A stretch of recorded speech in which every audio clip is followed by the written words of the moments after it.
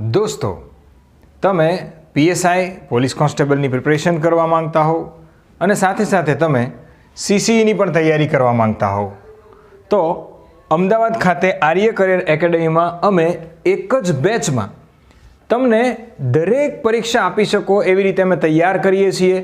સીસીઈના ફૂલ કોર્સને અમે પ્રી અને મેઇન્સ સાથે આવરી લઈશું.